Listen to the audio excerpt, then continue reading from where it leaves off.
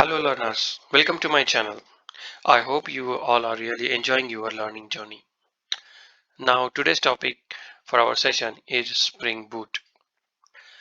Today we are going to create a new Spring Boot application and expose one simple RESTful endpoint through our application. So when we are done with our creating our application and when we start our Spring Boot application, we will be able to call this a RESTful endpoint from our browser and see how the output comes from the Spring Boot application and how to uh, change how to create a different endpoints in the Spring Boot application with the different response types, right? So now we are going to create a Spring Boot web application for a RESTful web service. Now, how to create a Spring Boot application? There are different ways how you can create a Spring Boot application. You can create a simple maven project in your Eclipse and open your pom.xml file and add all the required dependencies for the Spring Boot application. Or there is another simple way available, that is Spring Initializer. Now, this is a very simple way that I also prefer to create any new Spring Boot application from scratch. Here you just need to provide all the required details to the user interface and you will have a sample project with its basic structure of a project created for you by the Spring, and you can download it from there and start working on that project. So I'll show you how to create a new Spring Boot application project in a Spring Initializer, and then we'll add our own implementation in it to expose our first RESTful endpoint. Okay, I hope you all are very excited to create your own Spring Boot application. So let's join me in your browser to open a Spring Boot Spring Initializer website where we will create our own Spring application. So here we are in our browser. What now you want to do is just go to start.spring.io. It will land you to this landing page. This is a Spring Initializer page. Now here you can see you can create your Spring Boot project using Maven or Gradle. Language available are Java, Kotlin, Groovy. Different versions of the Spring Boot are also available here. This is a project metadata information. Here you can select your group, artifact ID, group ID, name of the project, description, package naming, also the packaging, that is jar, var, and Java version as well. So let's go one by one. We will go with the default setting, like we'll create a Maven project using Java. I will go with Spring Boot 2.6.3. Now group ID, let's change this default value to Java Funday. Okay. Now artifact ID, you can give it anything of your choice. I will give it as a demo project. Okay. This is my name of the project. Demo project for the Spring Boot. I will keep it as is. Package naming is like this. You can change it. Okay. So this is the package I want, com.javafunday.demo.project. Or you can change it to anyone. Let's keep it as a com.javafunday. Packaging is jar. I will go with Java 8. Now here you can see there is another section for dependencies. You can add dependencies for your Spring Boot application. Now let's see what are the dependencies available here. For developer tools, if you see, you have Spring Native, Spring Boot Dev Tools, Lombok, Spring Configuration Processor. So all these dependencies are available. You just need to select one and it will be automatically added into your POM file. So what I will do is I will add Lombok. This is by boilerplate code generator tool. You just add one annotation called at the data or for constructor, it will create automatically code for you. No need to write everything here on your own. Now there's the next available is a Spring Web. If you see the description, it says build web including RESTful web services, applications using Spring MVC. It uses Apache Tomcat as a default embedded container. Okay, this is a default container. You can change it to other kind of servers as well. Okay, we'll see how to change that in the later course of the session. So I will add a Spring Boot here. So we have selected Lombok, we have selected Spring Boot. Let's see if there are some more that we will need. There's a Spring Web Services. This is if you want to expose a Spring SOAP web service to your Spring Boot application. For Spring Security, we have over to client, Spring Security. We will need this, but we'll add it later on, not now.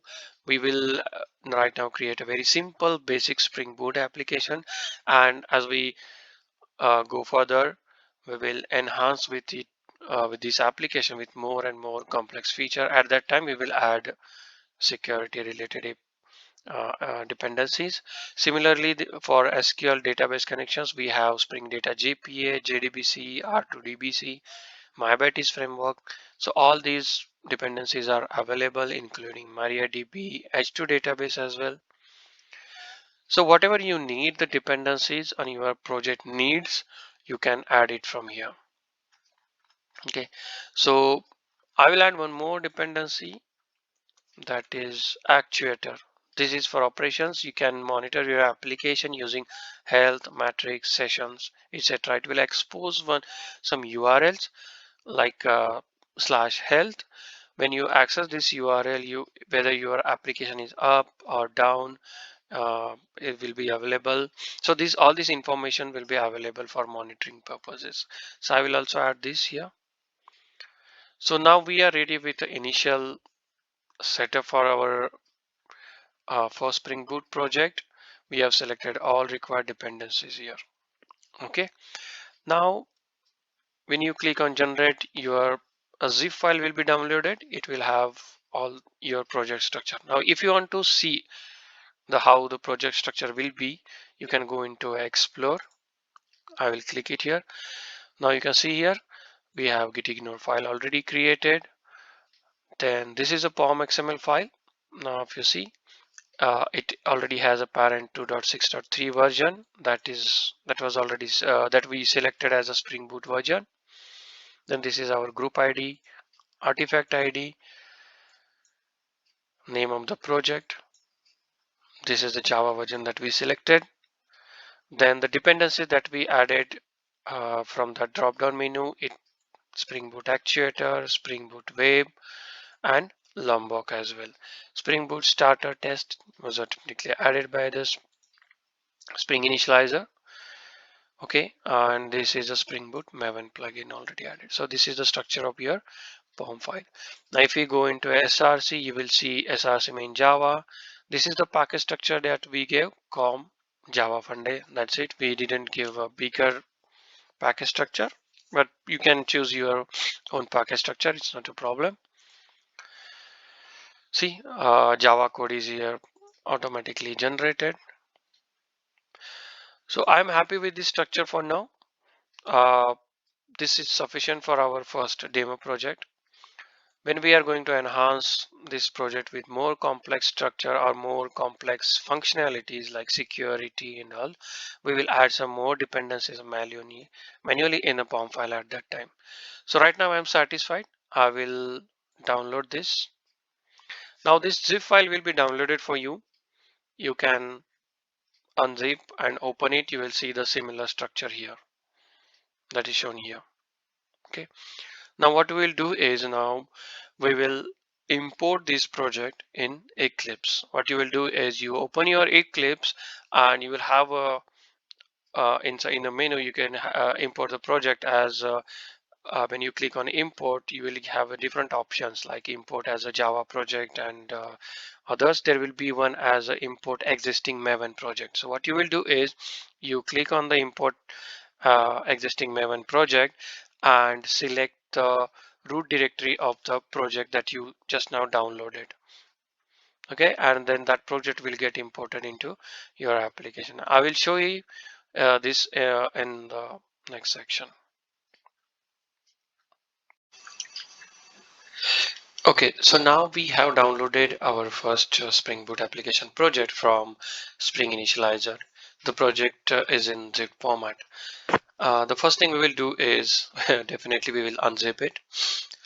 Then we have to import this project in our Eclipse. The complete steps to import this project in Eclipse are given in the description of this video. You can follow the steps as is, and your project will get imported into the Eclipse, and you will see your workspace will look similar to what you see on screen about my workspace. And here is the console. When you are importing a project as a maven project, you will see a lot of dependencies are getting downloaded. Right, we have not added these dependencies individually in our POM file, but we have added starter dependencies. Okay, because of those starter dependencies, these all dependencies, transitive dependencies, are getting added into our project. Now what you can do is you will pause the video, import the project, and then again we will continue the session. Okay, now I hope your project is successfully imported into Eclipse. Let's open the project structure. See, this is similar to what we saw in Spring Initializer. This is our POM file, and these are the starter dependencies actually that I was talking about. This is a starter POM Spring Boot actuator. This is a starter for Spring Boot Web. Okay, now these Spring Boot starter web and actuators, these starter dependencies have references to other dependencies which are getting downloaded into our application. If you see here, we have only given 3 to 4 dependencies, but if I expand this maven dependencies tree, okay, yeah, now you can see what all so many dependencies are automatically getting added into project. Yeah, this is the benefit of using starter dependencies. Okay, now moving ahead, this is our demo project application, the main class or the starting point of your project. This class has been annotated with Spring Boot application annotation. This is the important annotation. This denotes that this is a Spring Boot application and it needs to start the component scan, enable auto configuration, etc. How does it do? Let's open this Spring Boot application annotation. Okay, this is inside a jar file. It's a Spring Boot auto configure. Okay, this is a Spring jar file, Spring dependency. Now, if you see, this annotation is already annotated with again enable auto configuration, Spring Boot configuration, and component scan. Now you might already know that enable auto configuration configures and creates a bean for you by scanning the class path. Okay, so Spring actually checks which are the dependencies or the jar files available in class path, and depending on that, it will try to automatically configure some beans for you. Like suppose take an example, there are database related libraries available in your class path, then Spring will try to create a data source for you. Okay, this is enable auto configuration. This is enabled by default, but you can exclude, see, you can exclude some of the classes from auto configuring if you don't want them. Similarly, there is a component scan. What component scan does is it will scan the packages for the component annotation, and all those classes on which we have this annotation, Spring will create a bean of that class. Okay, so which packages actually Spring will scan for this component annotation? The packages you can define base packages here, base package classes. There are different options you can define, But if you don't define, then what is the default? Default is Spring will, just a minute, I will minimize this. Yeah, now the default is it will scan all the folders. Okay, sorry, it will scan all the classes on the in the folder in which this class is present. That means it's a com Java Funday and all the subclasses of this folder. So if I create any other package like com.javafunday dot something, then that then classes under that folder will also be available for scanning purposes. Okay. So these are the two important annotations which are already included in Spring Boot application. Now how to execute or run this project? Okay, to run this project, you just need to run this class, that's a demo project application, as a Java, run as a Java application. It already has a main method, so it's a very simple. So what I will do is I will right click and run it as a Java application. Now you will see the console how it goes. See, this is our Spring Boot application with version 2.6.3, and your application is initializing on Tomcat server with 8080 port, and this log line suggests that your Tomcat has been started and started the demo project application. So our project has been successfully started on 8080. Now where is 8080 port? So this is the default port that is being used. Suppose this port is already being used by another application, other process, you want to use a different port. Now how to tell Tomcat server that it should start on the different port and not on the default port? It is very simple. You have this application.properties file right here under src main resources. We will add a very simple one property. It's a server.port, let's say 8090. That's it, nothing else. This is what you need to do, and your project, your service will start on this port. Let's try again. Go to our main application and run it as a Java application. Let's see whether it starts on the new port number that we gave.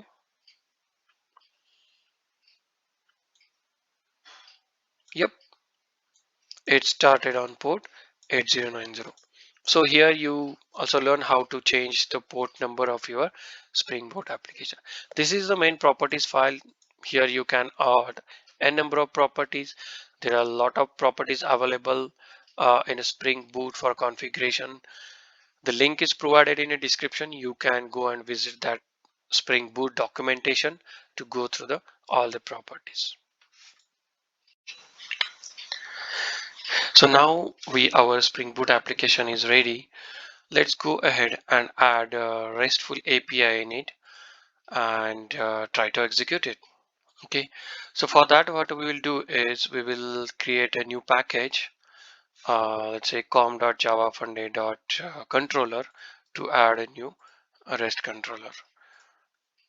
Okay, I will create a new package called com.javafunday.controller, and I will also add a new class called demo controller. Now see, this is a very simple Java class.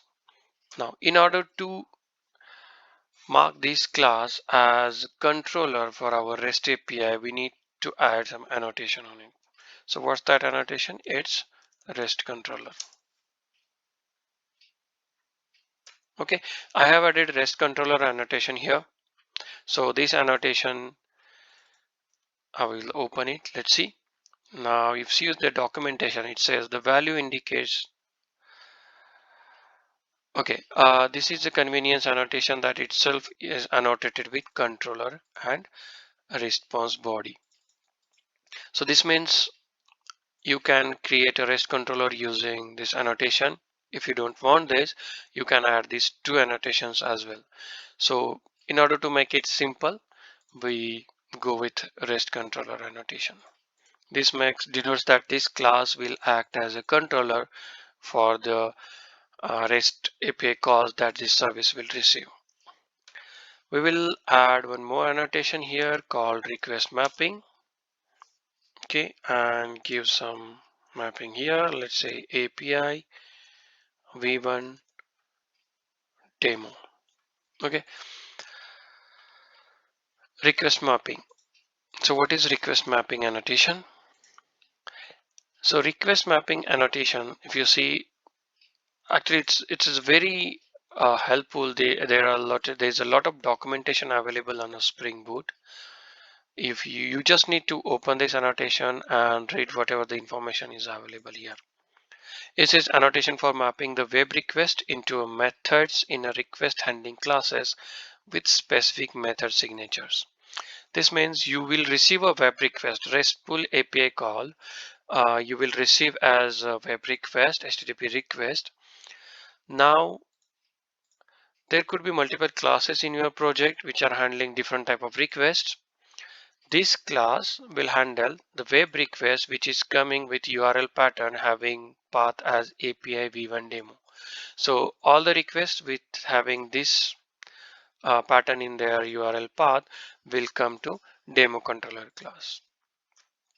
Okay, now in order to handle a request, we will create endpoint method here. Let's say public string. I will keep it simple. Let's say it's a get message. We just need one message to be returned to browser. Okay, this will return hello.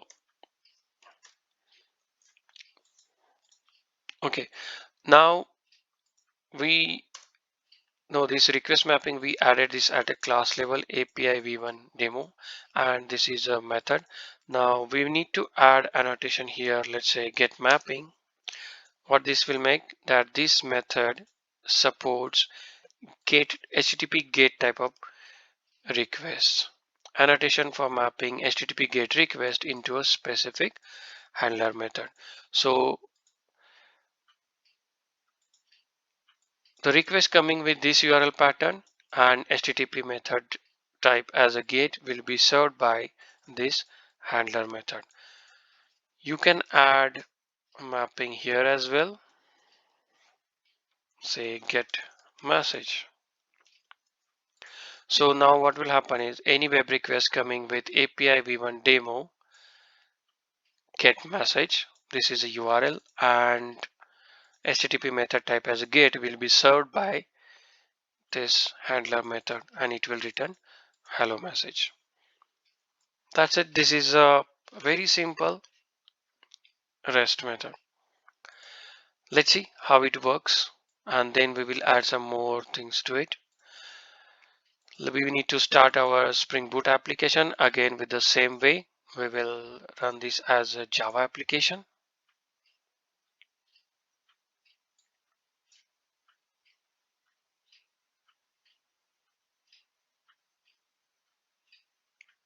Okay, our application is started on 8090 port. Now go to browser. I will open internal browser here in Eclipse itself. You can do this in any other browser if you want, like Chrome, IE, etc. We need to send a request, web request to this API, this handler method. So our service is started on localhost. Port number was 8090. Then we need to provide web request path, that is API v1 demo, right? And then get message. Okay, now this is my web request. If I execute it, I should get a response as a hello. Let's see if I get it.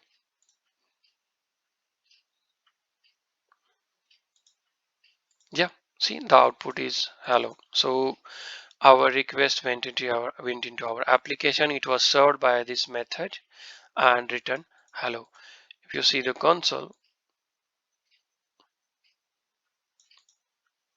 it says dispatcher servlet, initializing dispatcher servlet, and servlet initialization was completed. So our request was served by application. This is a very simple REST API. This is not still not following our MVC architecture, right? Because this is a controller layer. What we will do is we will add one service package. Okay, like controller, we will have one more package called service. So I will create a new package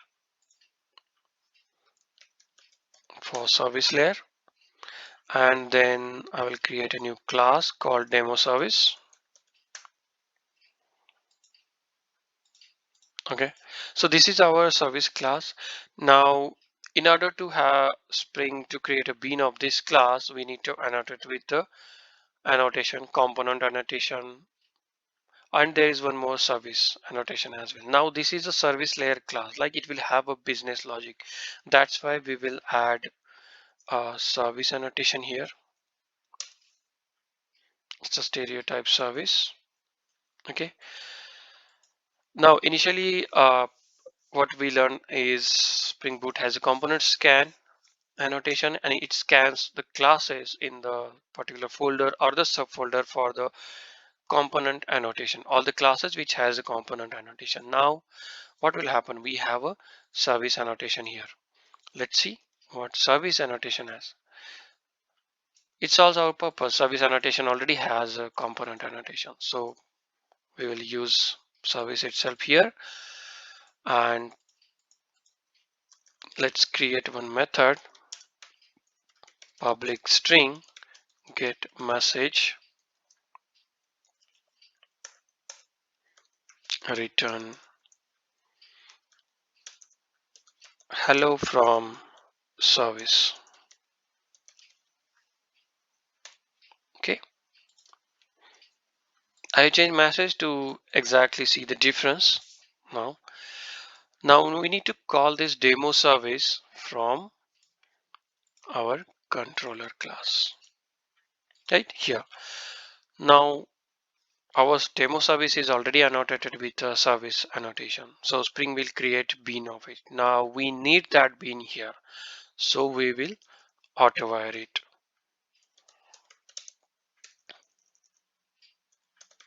Private demo service, this is our class, this is my variable name.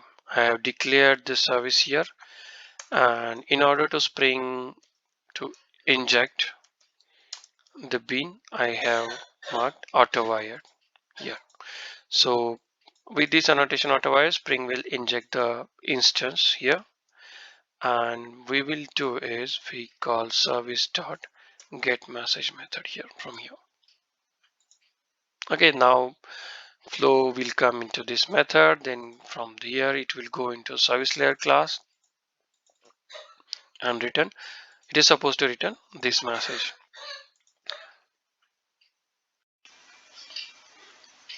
Okay, now say let's restart our service and check how the new code changes works. So again we will go into our main application, start it as a Java application. Let's wait for the service to start again. Yes, it's on 8090. Okay, now our service is started, but let's go to the web browser and execute the same request again. Okay, what's my output? Hello from service. So we just saw how to create a new service class with @service annotation and how to auto-wire the dependency. This is how you auto-wire the dependencies. Okay, it is very important to have the Spring bean already created before you auto-wire any class. Because if, let's say, I do not add this annotation @service on this class, and I try to auto-wire it in controller, let's see how it will work, or it will throw any error. So we will restart our application as a Java application.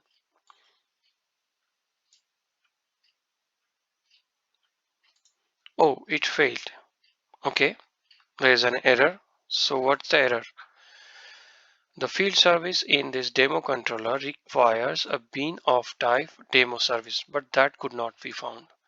That means there is no Spring Bean available for this class demo service. Why?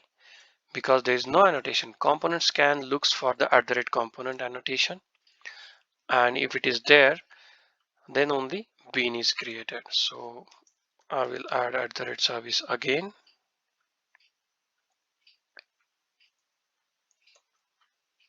Okay, this will work now. Spring will create a bean of this class, and bean will be available, and our service will again work properly. One more thing is, now currently here what we are doing is we are returning hard-coded value. Suppose I need this message from properties file, right? So what I will do is, let's add one property, application.demo.message. What message we will give is hello from properties file, right? So this is the message that needs to be returned to the user. Why I'm telling is, we will learn how to read the properties, or how to provide the properties from the property file into your service layer class. So let's create one variable, string message, okay, and and then we will return that message from here. Right now this is not initialized, okay. So now we want to read a property from application.property file. It is very simple. We will add @value annotation, okay, and what we need to give is which property we need to read, right? So we will give our property name. I will copy this and go here. Simple. So what this will do, right? So let's open this annotation. See, there is a very good documentation.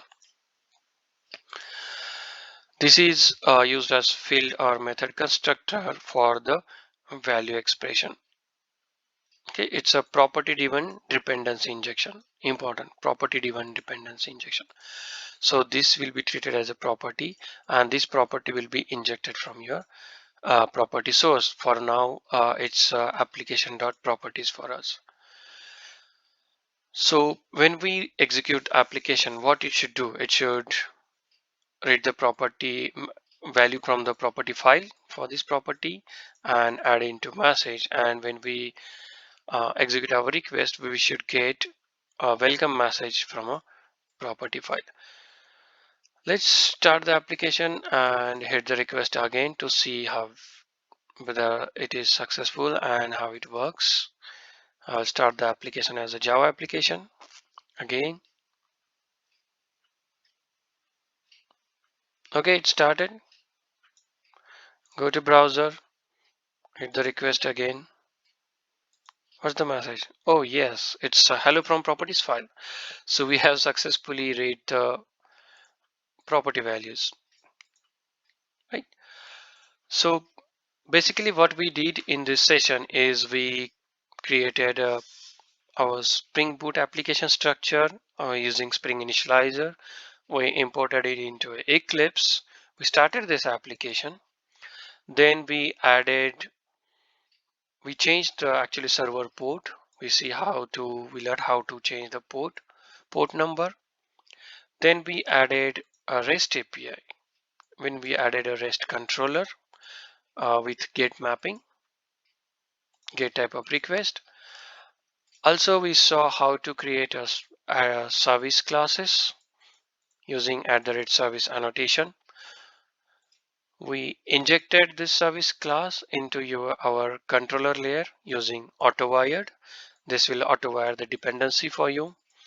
We also saw what will happen if we try to Autowire a class which does not have any annotations. I mean, it is not a Spring Bean, and still we try to Autowire, then how the Spring will behave, whether application will start or not. That also we saw. It fails. It will not let you start the application. Again, we learn how to read values from the property file using @value annotation. So that's it, friends. Uh, that's all for this session. We will add some more complex functionality into this project in our next video. Please let me know uh, if you like the session, and if there are any questions or queries, please let me know in the comments. I will try to answer them. Thank you. Please do not forget to subscribe my channel.